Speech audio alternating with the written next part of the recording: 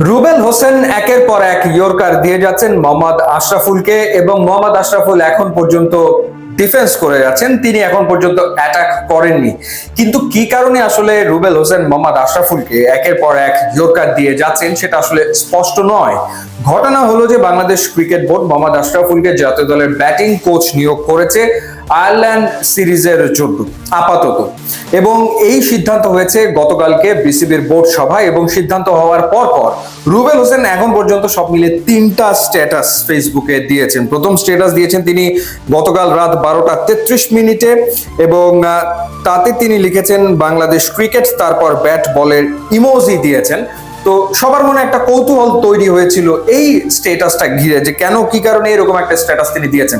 এরপর রাত 2:08 রুবেল হোসেন দ্বিতীয় পোস্ট করেন ফেসবুকে এবং তিনি লেখেন যে দায় মুক্ত হলো ক্রিকেট বোর্ড। এরপর ইংরেজিতে লিখেছেন বাংলাদেশ এবং ব্যাটিং কোচ।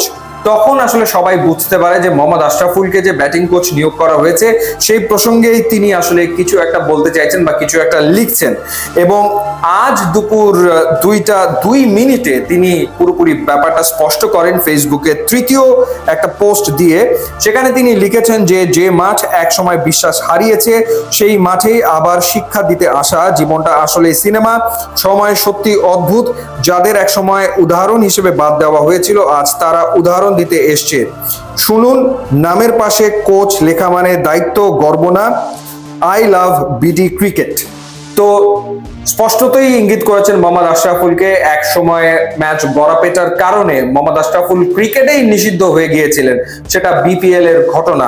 তো সেটির ইঙ্গিত ছিল রুবেল হোসেনের এই তৃতীয় পোস্টে। এবং এক রকমের বলা যায় যে খোঁচাই তিনি দিয়েছেন বাংলাদেশ ক্রিকেট বোর্ডকে। যদিও বিসিবির পক্ষ থেকে পরিচালক আব্দুর রাজাক বলেছেন যে মোহাম্মদ আশরাফুল তিনি আসলে কাজ করছেন কোচিং পেশায় বেশ কিছুদিন ধরে এবং তিনি লেভেল 3 কোর্স করেছেন এবং এই কারণেই তাকে এই নিয়োগ আসলে দেওয়া হয়েছে। ঘটনা যেটা হলো যে রুবেল হোসেন কিন্তু মোহাম্মদ আশরাফুলের ক্যাপ্টেন্সিতে 5টা ওয়ানডে ম্যাচ খেলেছেন। 5টা ম্যাচে রুবেলের ক্যাপ্টেন ছিলেন মোহাম্মদ আশরাফুল এবং তখন আসলে তাদের সম্পর্ক খুব একটা সুখকর ওরকম কিন্তু ছিল না।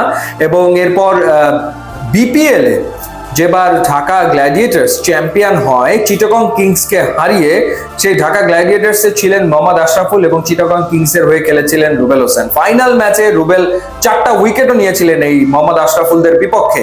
44 রান তিনি খরচা করেছিলেন, 4 উইকেট তিনি নিয়েছিলেন এবং ম্যাচটা ঢাকা গ্ল্যাডিয়েটার্স জিতেছিল, তারা চ্যাম্পিয়ন হয়েছিল।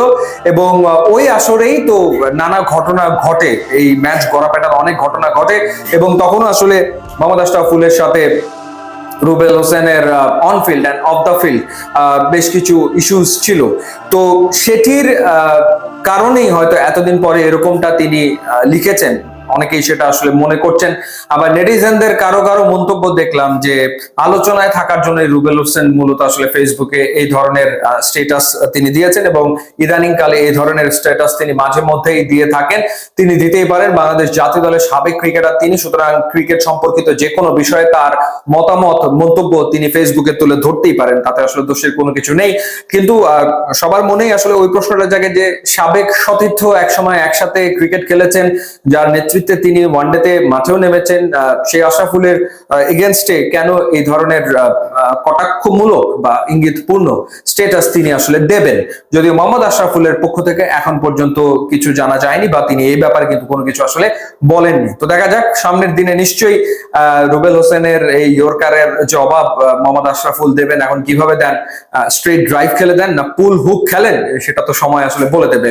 ইউটিউব ইনস্টাগ্রাম লিঙ্ক দেওয়া আছে, আপনারা যোগ দিলে খুবই খুশি হব। And thanks